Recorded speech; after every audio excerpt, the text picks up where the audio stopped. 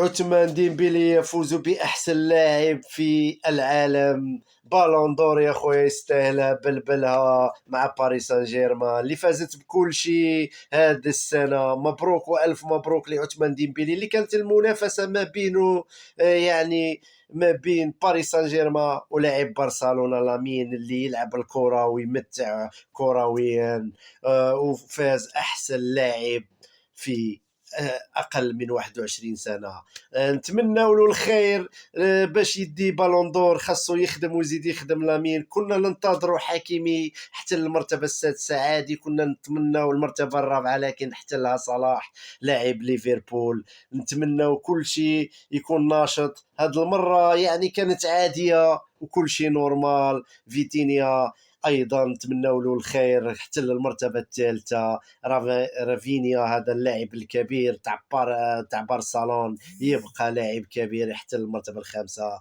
اشرف حكيمي حتى للمرتبه السادسه. المنافسه كانت قويه بين ديمبيلي وبين لامين يامال. نورمال برشلونه وباريس سان جيرمان كانت منافسه قويه ويستاهلوا. هذه فرق كبيره وتبقى كبيره. ايضا بالون دور لعثمان ديمبيلي، واحسن مدرب اللي يستاهلها وفرحنا له كثير لويس انريكي. مدرب كبير عبقري ذكي في باريس سان جيرمان، واحسن فريق اداها ناصر الخليفي الرئيس باريس سان جيرمان. التتويج كان مستحق يعني عادي. 100 صحفي صوت، الكل كان مرتاح. جورج ويا هو الافريقي اللي فاز في 1995 بالبالون دور.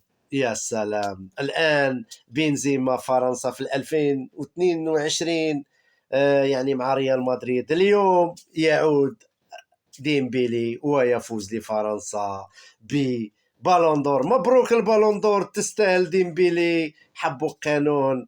ألف مبروك للكرة الفرنسية. وديما مغرب، وان شاء الله الكأس الافريقية لحكيمي لما لا، ويفرح في الرباط وهذا هو الاهم.